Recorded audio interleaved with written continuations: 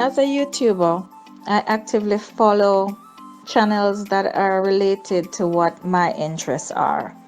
And so I was very disturbed when I got a notification just now on my phone saying that crew member from the Scarlet Lady Virgin Voyages first cruise ship has taken his own life.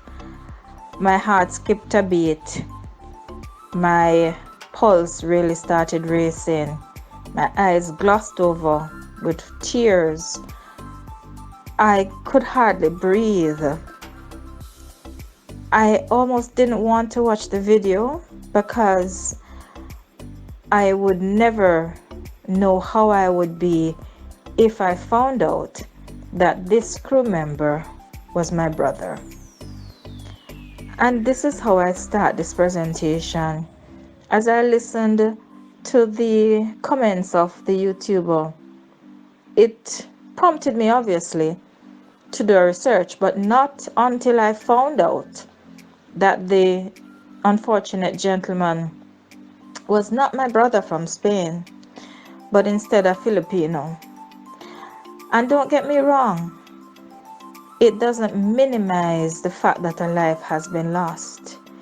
It just allowed me to breathe a sigh of relief that my madre and my padre, my Spanish parents, would not have to grieve. But ladies and gentlemen, somebody is grieving. And as that commentator made some very pointed comments, I'm not sure if I have articulated it in other videos in the same way, but my intentions have been the same. The fact that this whole attitude that the CDC and other government agencies have created basically is presenting what could be seen as a death sentence towards crew members on cruise ships. Makes me wonder if there's a sinister plot to end the cruising, but to end it in the most inhumane manner possible. And several of my fellow YouTubers have been speaking about this around the clock, around the fact that cruising will never be the same. And not so much only from the social distancing standpoint, not so much only from the fact that buffets will all but disappear in the new norm surrounding cruising, but more from the standpoint that the hub of cruising is the people.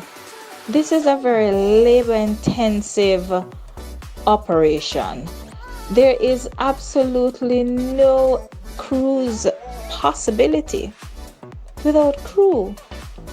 You will never find a more dedicated, a more structured, a more organized group of people in any industry, I think, than crew on a cruise ship. It's regimented, it's labor intensive. The hours are long. The work is hard. The pay is not that great anyway. But for those who have found themselves fortunate, and I will say fortunate, because even running a cruise agency, a travel agency, a company that sells fun, sells vacation packages, I can safely say there is not a month that passes where somebody is not reaching out asking, do you know of any jobs on the cruise ship? This is because people want work, people want to see the world, people want a different experience, and that is what being a crew offer on a cruise ship. But it's so much more than that. And so I really have to kind of reiterate some of the statements that my fellow YouTuber has made, because in all honesty, and even from a Jamaican perspective, even with the ships that are docked out at sea, the ones that are in the repatriation process, the ones that are sitting with nationals of Caribbean countries and all kind of other countries all over the world waiting for permission to enter, to dock, and to repatriate nationals. The real reality is that the mental health of these people, crews, their strength has been challenged to the core. There are those friends of mine, like my bass player friend O'Neill, who I'm sure is happy knowing that he got home before all of this craziness took place. Some other musicians who I know might not have been so fortunate based on the fact that their contracts ended in April. The cruise lines, and I'm thinking in particular of the Norwegian Encore that had a group of Jamaicans, the cruise line might have expected, as we had announced earlier, only a 30-day cessation of cruising. So allow them to complete their contracts and then we will fly them home. Never in the history of cruising, never in the history of travel has there been a ban on flying people home. That's a part of the contract. And a lot of people don't understand that this contract might be the most expensive contract that persons have taken on. Persons do not understand that for the average Jamaican and many crew across the world, getting a cruise ship job is a very expensive endeavor. Expensive, you might ask? Oh yes. You don't just go online and apply. Many cruise lines have agents in countries, and these agents run a thriving business procuring crew. And believe you me, you pay up front even for your application to be done. And then, based on the cruise lines that these agencies represent, you can probably wait quite a while before you are told you have gotten a job. And for those who have not gotten a job, they have no redress and no refund. Now, I'm not bashing the agencies. It's a niche. This has been going on for a long time, forever. Never been a problem. Persons are not going into it blindly. They know that there will be a cost, and they know that there is a potential to earn this money back. It's a gamble, like anything else. We gamble every day. We gamble with life. And there are those persons who will probably say luck had a role to play. But in all honesty, if you never take that plunge, if you never take that gamble, you'll never know how it will turn out. So for many, and I have had family members, an uncle and a cousin comes right to mind, who worked on cruise ships, and being a part of the tourism industry, and the fact that a lot of the cruise lines source their crew members from the hospitality industry, the best of the best in Jamaica and the Caribbean. We know so many of these persons. This is not strange news.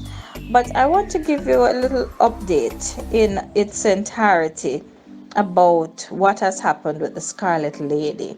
Now, we might not be too familiar because this is the first ship of Virgin well, I shouldn't say Virgin Atlantic. There are different sections of Virgin, but the Sir Richard Branson's Virgin Group had an amazing idea to design a ship like none other for an experience that was literally out of this world. And to that end came the Scarlet Lady. Now, in retrospect, I can talk about the time when She was being constructed in Genoa, and we saw mock-ups, and we saw the steel cutting, and we saw the various aspects, even the float out of her as she prepared to debut as first mates. And first mates are agents who are certified to sell the Scarlet Lady and other virgin ships under construction. We had the privilege of discovering what this new normal, oh boy, in cruising would be. Funny, a lot of what the Scarlet Lady had proposed and implemented will really be cruising now into the future. For example, no main buffet. And this year, there were those who thought, how on earth is this going to work? And here we are today. Now in January of 2020, I was on the phone talking with my Spanish brother. We did a podcast together. You need to check it out. We did it in Spanish because even though he speaks English, I imagine having lived with me from a little boy, he was 7 when I came to their home, and watching me learn Spanish and then communicating with me only in Spanish and Catalan to a point, it just seemed more comfortable to my brother Didac to have us do this podcast in Spanish, and so we did. And so I'll put a link in the description so that you can listen to our wonderful podcast. And he sent me a message saying that he was on his way to Genoa to join the Scarlet Lady. You know, we had been talking about it leading up to when, he went to secure visas and all of these wonderful things.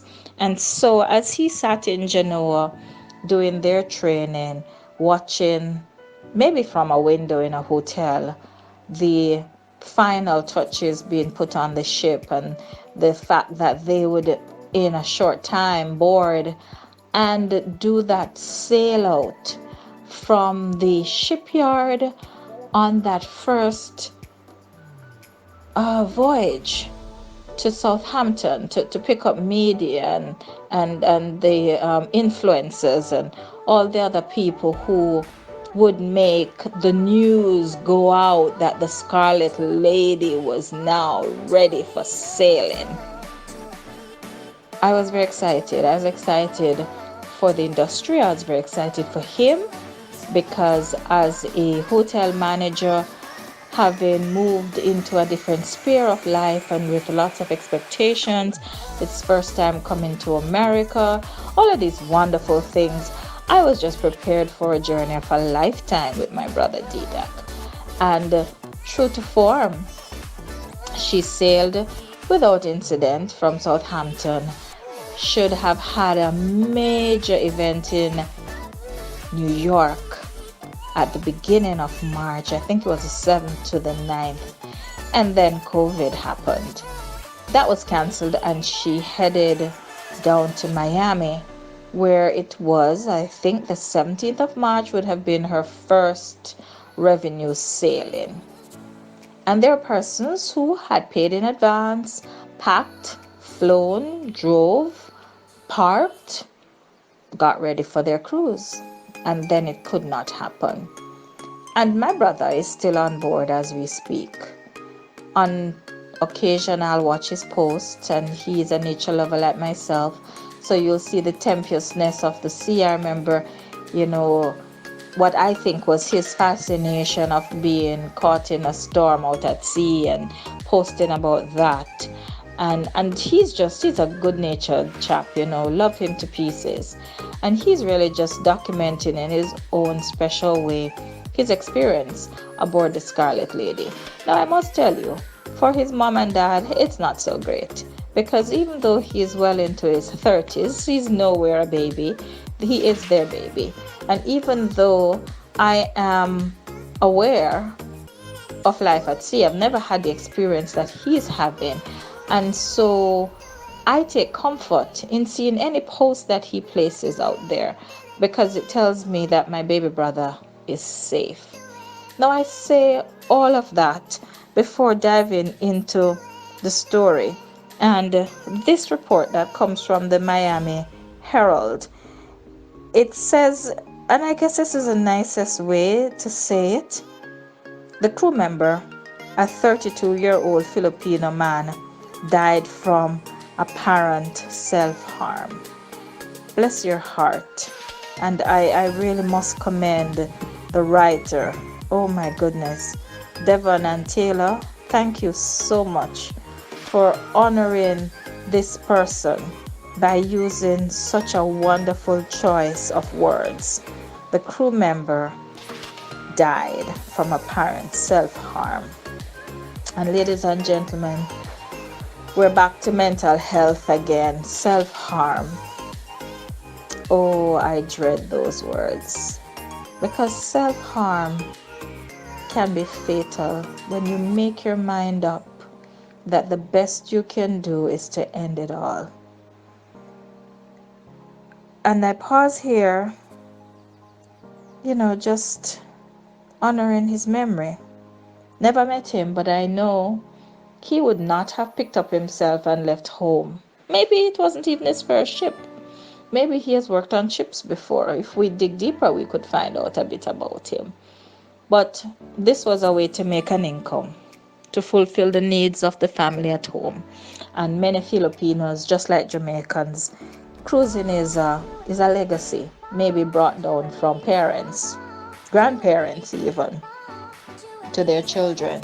As with any good journalist, a recap of similar situations are also stated as we journey along, and they make memory of what happened on May 10th, a date that will stick in the hearts of the family members and even the crew on Regal Princess, as a 39-year-old crew member from the Ukraine died after jumping overboard while the ship was anchored off Rotterdam in the Netherlands. Then they go on to remind us that another man died aboard the Carnival Breeze early in May while it was on its way to Southampton with plans to disembark crew members throughout several European cities at that time. And we have covered this story in earlier videos and podcasts. Then it hastens to remind us that a crew member also died on Royal Caribbean's Marina of the Seas in early May. And the report states that the death was from natural causes. Of course, I want to end this podcast in a very, very positive light. I wish we did not have to do this, but I cannot not keep you in the know, because as we rewrite the past, can we even do that? As we write the new future, it must have the guiding tentacles of what has happened to determine our way forward.